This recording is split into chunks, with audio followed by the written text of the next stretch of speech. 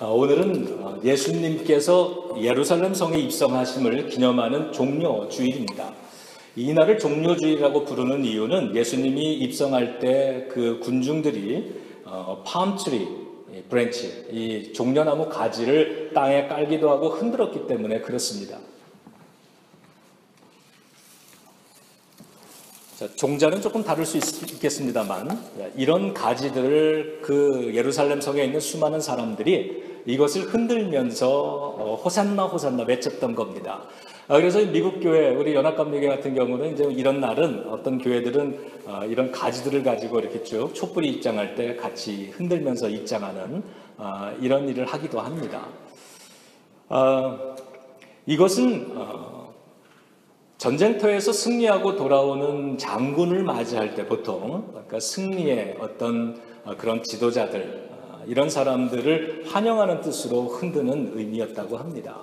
예수님 입성할 때 중요한 건 사람들이 이것을 이렇게 흔들면서 호산나 호산나 하나님의 이름으로 오는 다윗의 자손이여 이러면서 영광을 올렸다는 거죠. 그런데 우리는 이것만 기억하는 게 아닙니다. 불과 며칠 후에 이 종려가지를 흔들던 그 사람들은 예수를 십자가에 못 박으라고 외치기 시작했다라고 하는 겁니다. 그것은 우리의 부끄러움입니다. 우리가 주님을 찬양하고 경배하고 예배하지만 우리는 얼마나 많은 시간에 얼마나 많은 순간 우리는 절망하고 좌절하고 실망하고 내려놓고 그리고 하나님의 뜻을 거역하면서 그렇게 지내게 됩니까?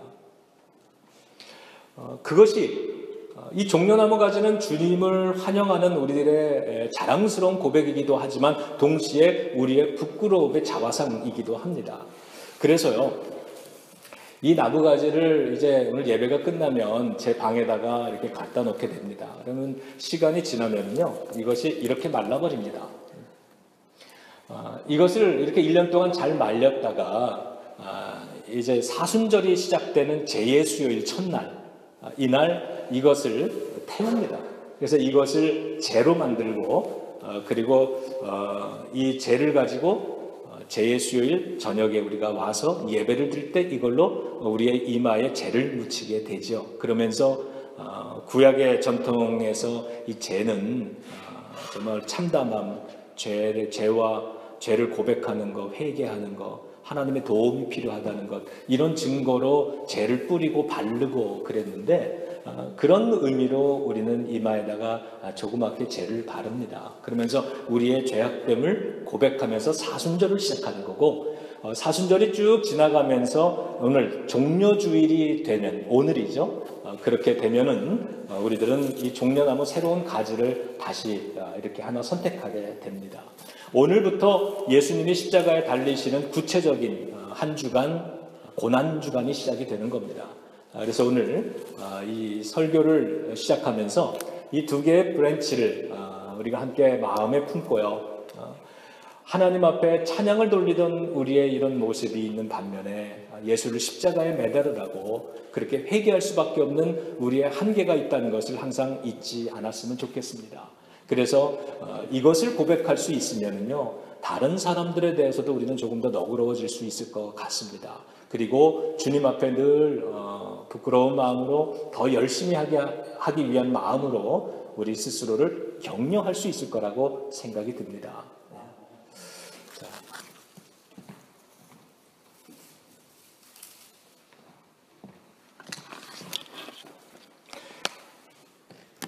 예수님이 예루살렘에 입성할 때에 수많은 환영 인파들, 그 시민들이 말씀드린 대로 종려나무 가지를 흔들며 환호합니다.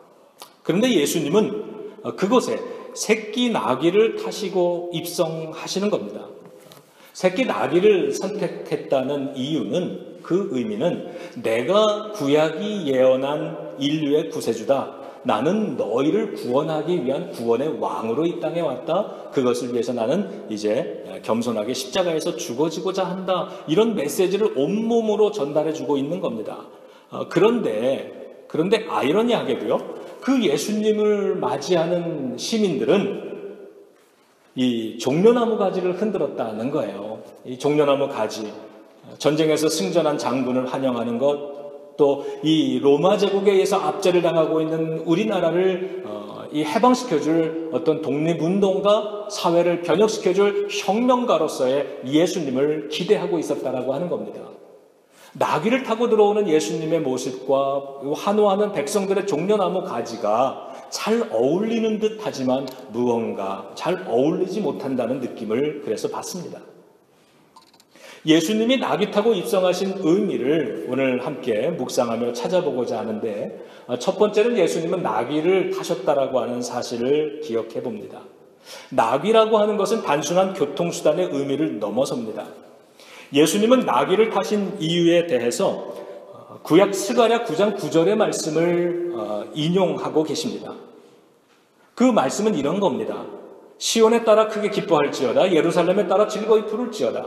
보라, 너의 왕이 너에게 임하시나니 그는 공의로우시며 구원을 베푸시며 겸손하여서 나귀를 타시나니 나귀의 작은 것 곧 나귀 새끼니라. 이것이 오래전 구약 스가랴 선지자를 통해 예언되었던 이야기입니다. 그런데 주님은 오늘 이 말씀을 다시 인용하고 계십니다.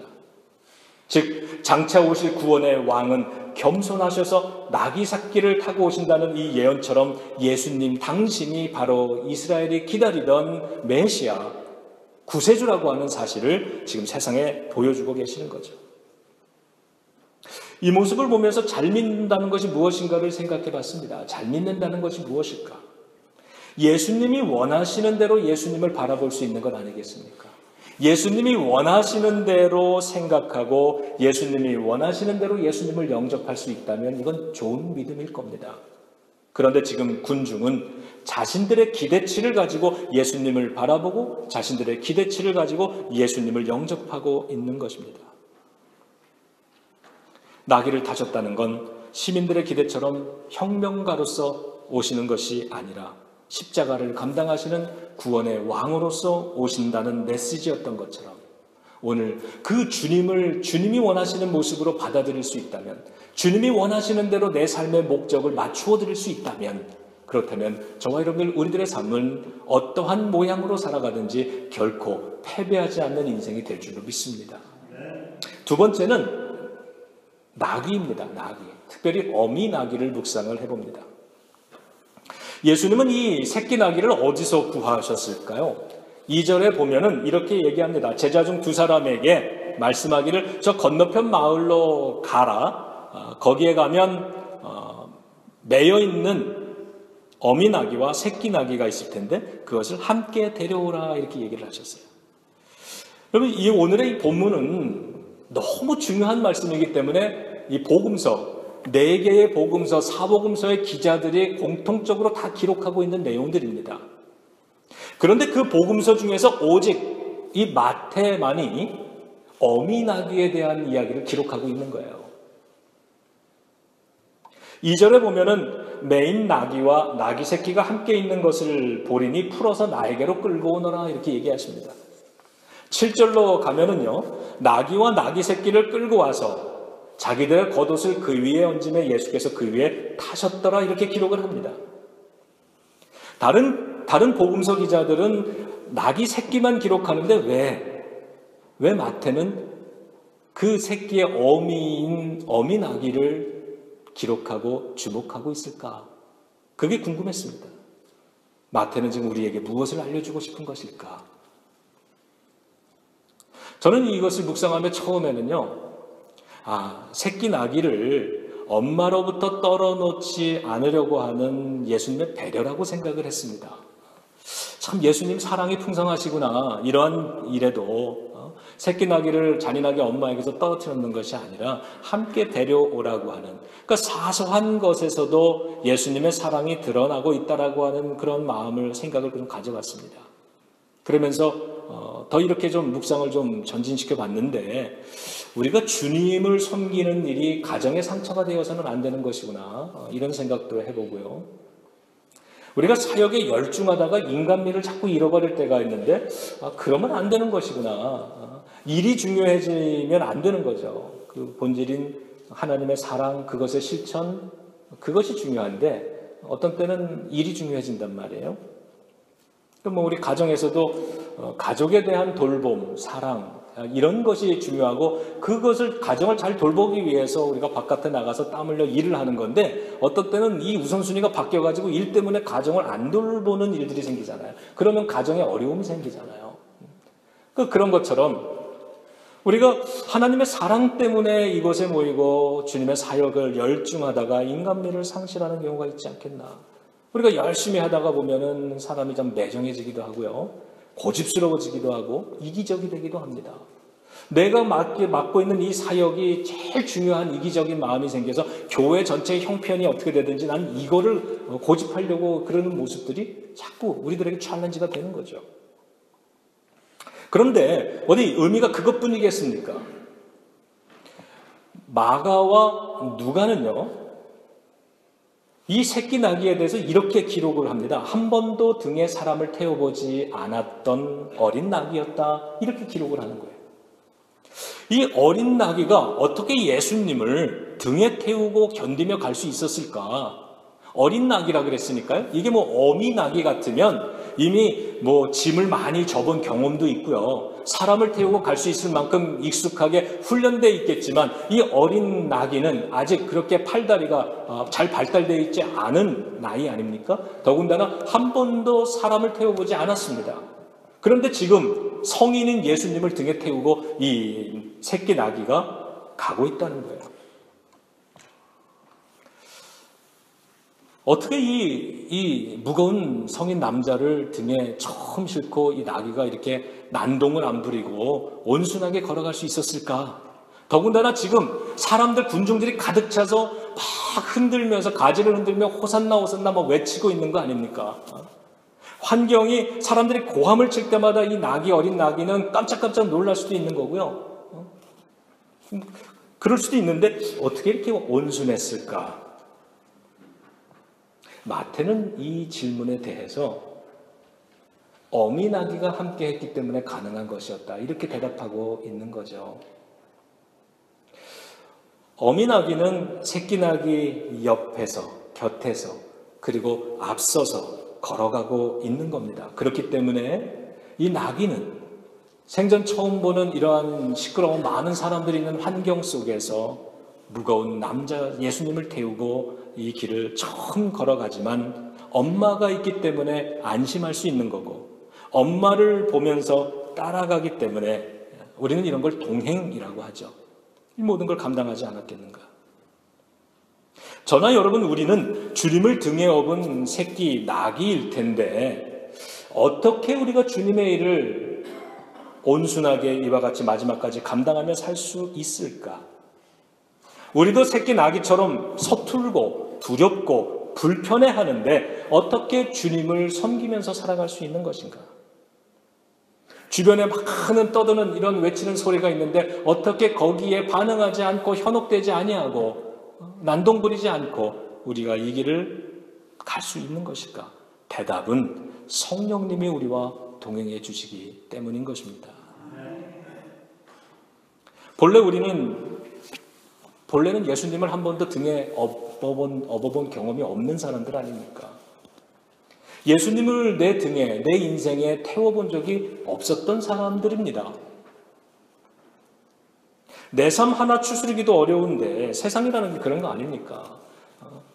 가족 정도는 내가 사랑하니까 때때로 무겁고 힘들어도 가족 정도는 내가 내 인생의 어깨에 짊어지고 힘들어도 가겠지만 가족이 아닌 교회를 짊어지고 그렇게 갈 수 있을까?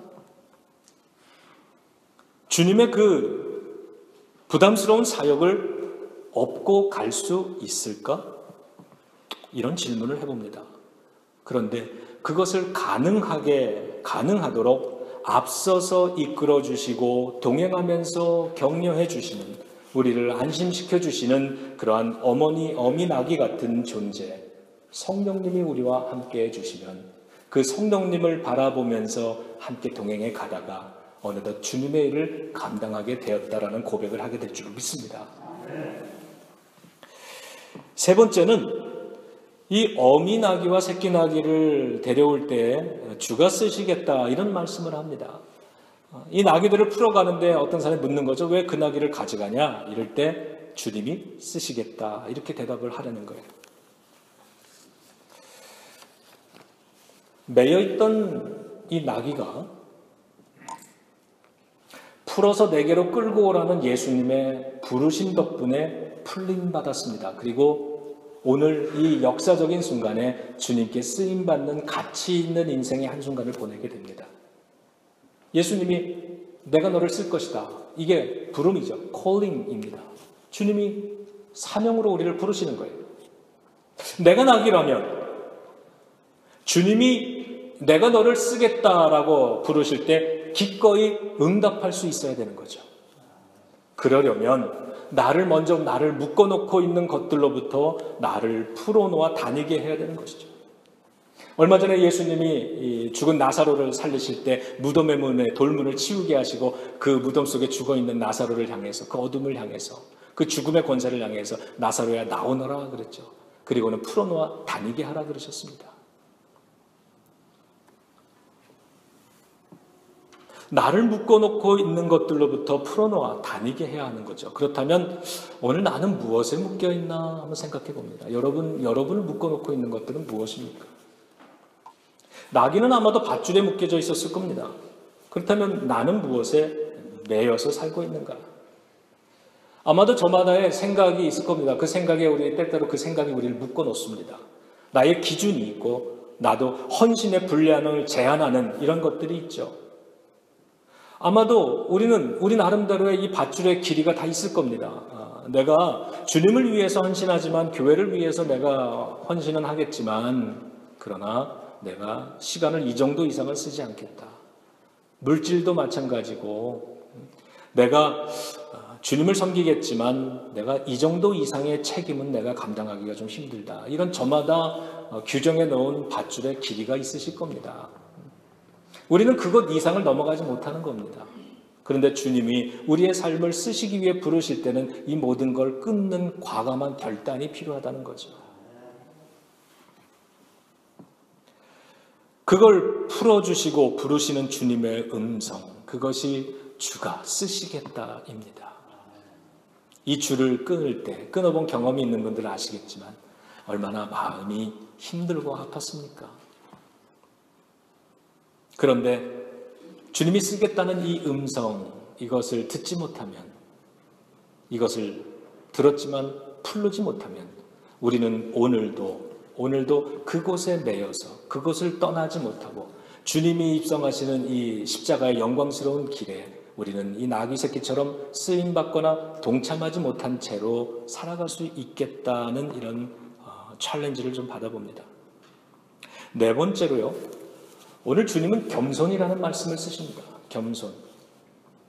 오늘 본문 5절에 보면 스가랴서를 인용했는데 다시 한번 읽어드리면 보라 내 왕이 내게 임하시나니 그는 공의로우시며 구원을 베푸시며 겸손하여서 이랬어요. 겸손하여서. 나귀를 타시나니 나귀의 작은 것 곧 나귀 새끼니라 이랬어요. 이 나귀는 겸손하여서 탈 수 있는 겁니다. 예수님도 나귀 새끼를 타시기 위해서 겸손이 필요하셨던 것입니다. 훈련으로 탈 수 있는 게 아니고요. 노력한다고 탈 수 있는 게 아니라는 겁니다. 사람들은 저마다 다 좋은 백마쯤 타고 입성하고 싶었겠죠. 삼국지에 나오는 적토마 정도는 타야지 좀 폼이 나는 거 아닙니까? 그런데 새끼 나귀를 타셨다. 이게 어떻게 노력 갖고 되겠습니까? 제자 훈련 받는다고 이게 되겠습니까? 겸손해야 된다고 말씀합니다.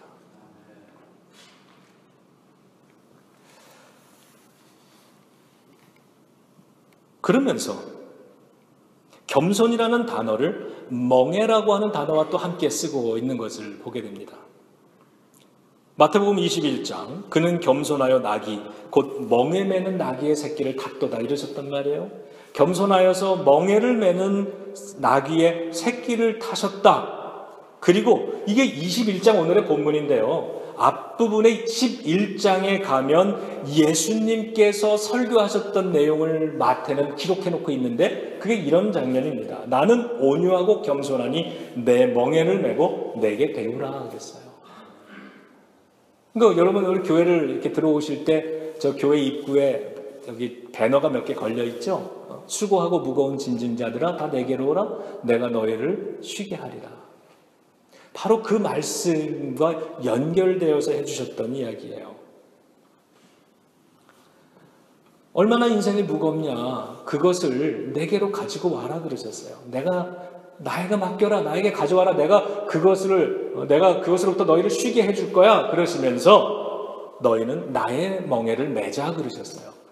내 멍에는 쉽고 가벼우니 이 멍에를 함께 매자. 그러면서 하신 말씀이 나는 온유하고 겸손하니 내 멍에를 메고 내게서 배워라 그러셨단 말이에요. 마태는 지금 예수님이 이 예루살렘 성에 입성하시는 이 중요한 순간에 예수님이 하시는 그 말씀을 들으면서 오래전에 예수님이 설교하셨던 이 마태복음 11장에 기록되어 있던 그 설교의 말씀을 떠올렸던 겁니다.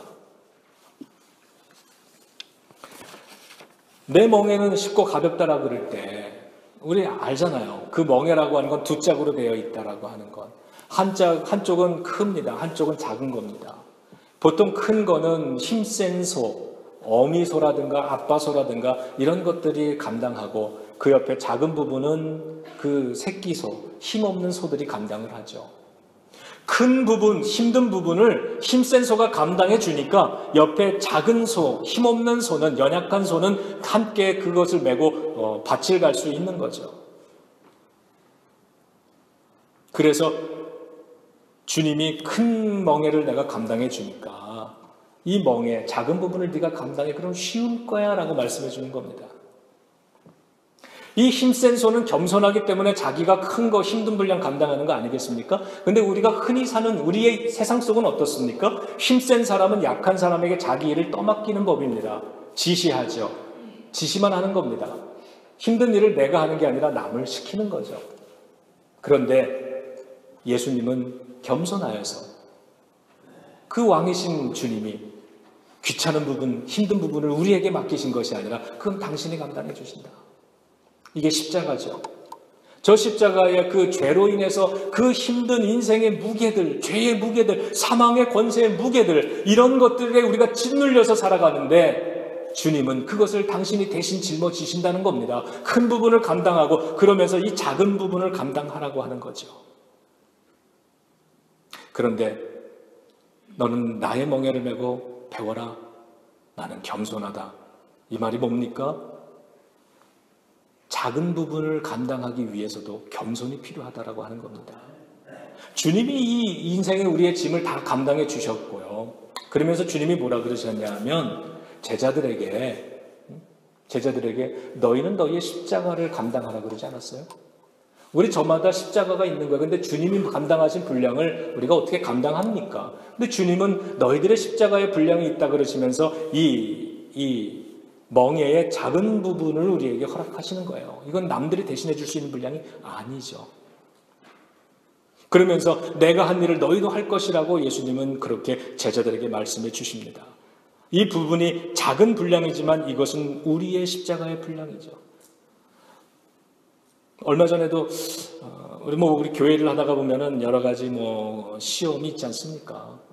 이 시험들이 우리의 마음, 생각을 자꾸 흔듭니다. 감정을 흔드는데 이거는 남이 해결해 줄 수 있는 게 아니에요. 우리가 스스로 믿음으로 이겨내야만 되는 거죠. 그래서 시험이라고 하는 건 내적인 갈등인데 이건 우리 스스로 이길 수 있어야 되는 거예요. 이길 수 있는 힘을 그래서 갖춰야 되는 겁니다.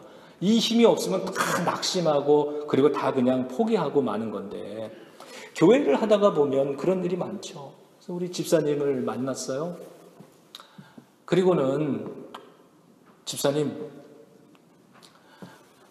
내가 목회를 해보면 하나님의 일을 하면 다 기쁘고 보람되고 좋으면 좋은데 그렇지 않은 일들이 참 많아.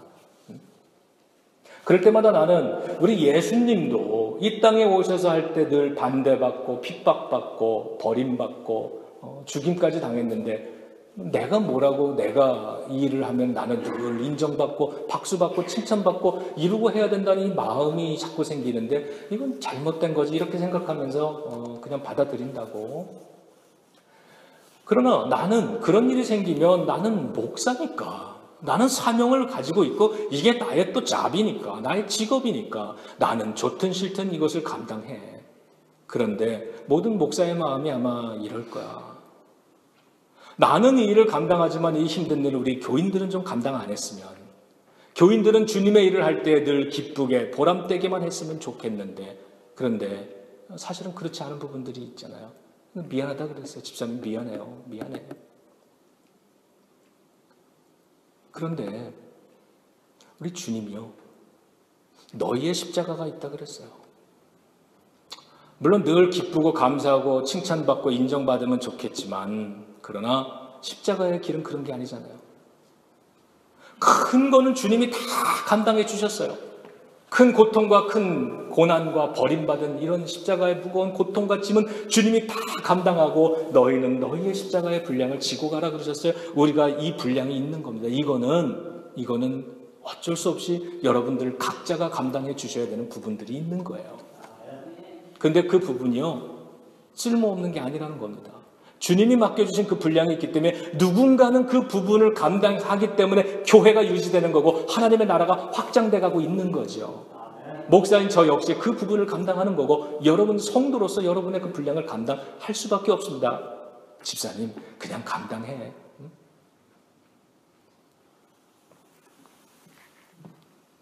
주님은 그러셨어요. 그 분량 가만히 보니까 그거 작은 분량이지만 너도 겸손하지 않으면 그거 감당 못해, 이 말씀이에요. 나처럼 너도 겸손해야 감당할 수 있는 게 자기의 십자가란다. 여러분 어려운 일을 당하면 내가 목사인데 내가 왜 이런 대접을 받아야 돼? 아니 내가 교인으로서 내가 교회를 위해서 내가 지금까지 한 일 헌금한 것이 얼만데 나에게 이렇게 할 수 있어? 이런 교만한 마음이 있으면 우리는 이 십자가를 감당할 수 없다는 겁니다.